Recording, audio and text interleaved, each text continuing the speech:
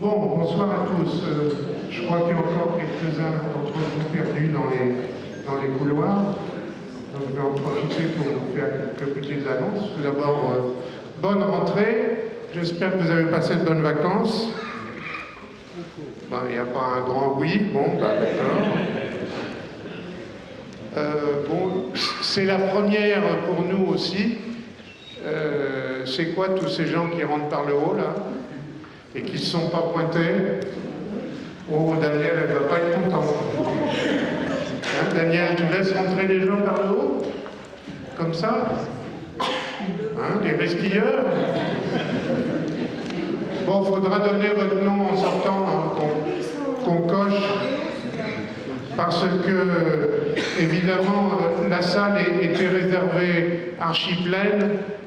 Bon, alors je sais bien qu'il y a 20% qui ne viennent pas, qui ne se présentent pas sans prévenir. Il y en a beaucoup qui préviennent, hein, c'est gentil. Je voudrais voir si le pourcentage, il varie et dans quel sens il varie. Bon, comme c'est la première aujourd'hui, j'espère qu'il n'y aura pas trop de problèmes. Bon, problème technique, il semble que notre ami François l'ait résolu.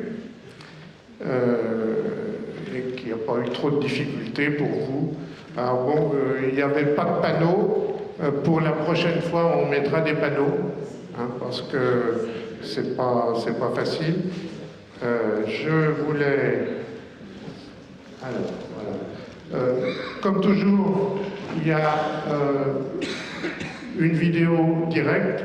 Alors, il y a une amélioration par rapport à la salle de télécom.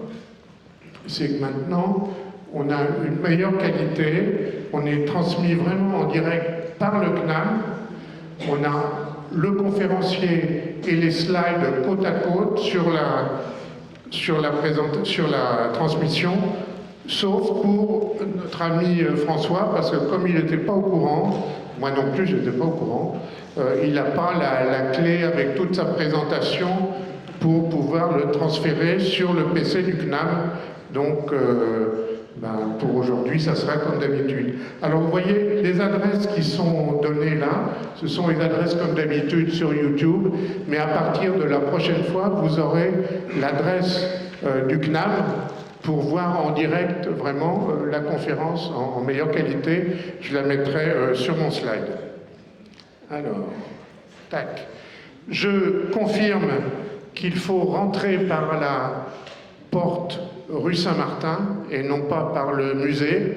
Il y avait une petite inconnue, des gens se posaient des questions. Donc on peut rentrer par la porte Saint-Martin, de la rue Saint-Martin. Alors les prochaines, je vais m'asseoir, tiens, allez, ça ne coûte pas plus cher. Les prochaines conférences de la SAF, donc vous savez que la prochaine, ça sera avec Jean-Pierre Luminet, qui va nous parler de Hawking. Les réservations commencent à partir de demain matin 9h. Je me doute bien qu'à 11h, elles seront déjà pleines. Donc j'essaierai vraiment d'obéir à 9h, pas d'ouvrir plus tôt ou plus tard, pour que ceux qui tiennent vraiment à voir Jean-Pierre puissent s'inscrire. La dernière fois qu'on a fait ça à Télécom, les gens ont fait la queue jusque dans la rue. Et les gens étaient assis sur les marches, sauf qu'ici, c'est un peu plus difficile. Donc après, on va fêter les 100 ans de l'UAI, l'Union Astronomique Internationale, et c'est Jean-Louis Bougeret qui va nous parler d'un célèbre astronome qui s'appelle Benjamin Bayot, qui a été le premier président de l'UAI. En décembre, on aura Philippe Coué, spécialiste de l'astronautique chinoise, russe, indienne, etc., mais qui va nous parler particulièrement des Chinois. Est-ce que la Lune sera chinoise? Moi, j'ai la réponse. Je peux vous dire oui. Et alors, les autres dates, je travaille sur des conférenciers donc pour les dates suivantes. Vous voyez, c'est en principe le deuxième mercredi du mois. Sauf en avril, à cause de Pâques, c'est le 15 avril, ça doit être le troisième mercredi. Voilà. Donc vous avez noté toutes ces dates. J'interroge pas à la sortie, mais presque. Voilà. Alors, il y a beaucoup d'autres conférences dans Paris, c'est normal, hein, c'est le début de la saison, c'est plein. Hein.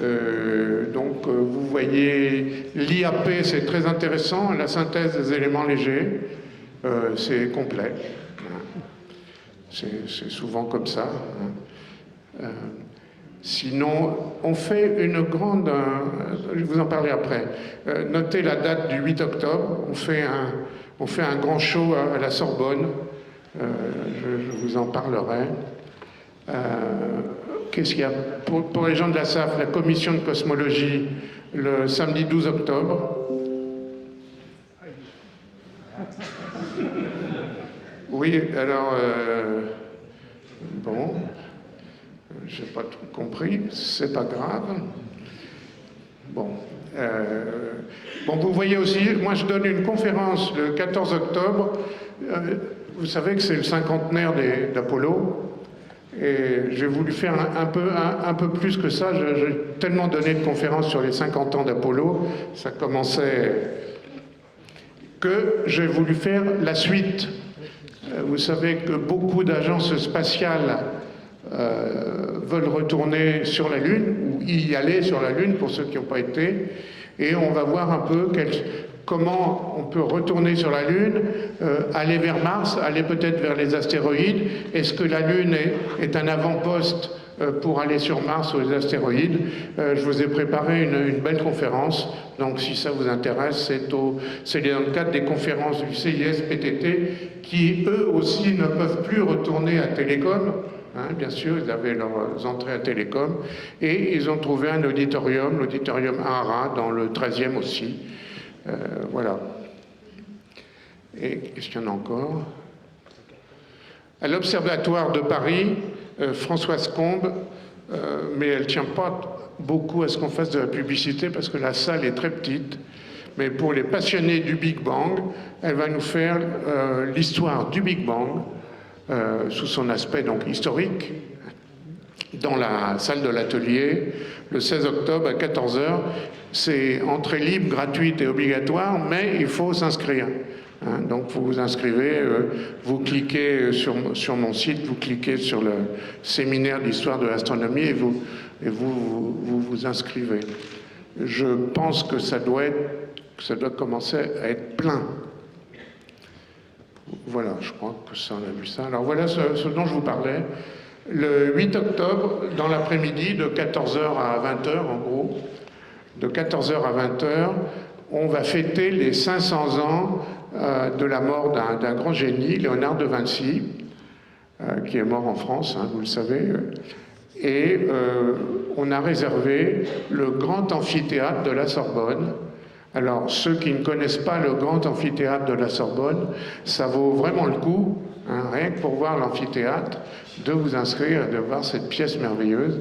Alors, on fait venir il y aura des prix Nobel, il y aura des astronautes, il y a Jean-François Clairvoy, il y aura Jean-Pierre Luminet qui sera là, il y a des tas d'autres personnes.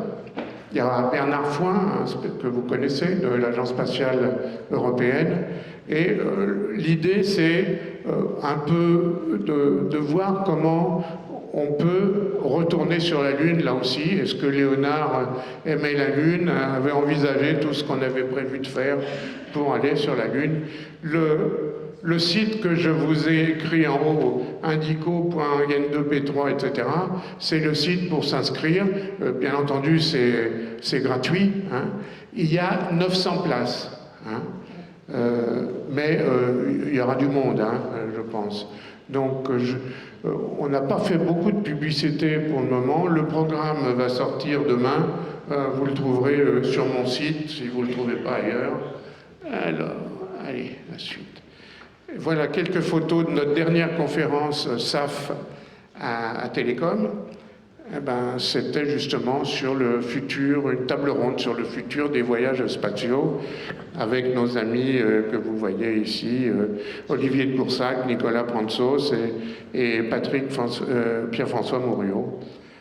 Bon, salle pleine comme d'habitude. La prochaine fois, on reçoit Jean-Pierre Luminet, inutile de vous le présenter. Il viendra exprès de Marseille avec son accent qu'il a repris.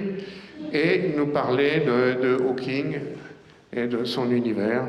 Et aujourd'hui, on reçoit François Forget, astrophysicien, planétologue que vous connaissez. Il est au LMD, à l'Institut Pierre-Simon de Laplace.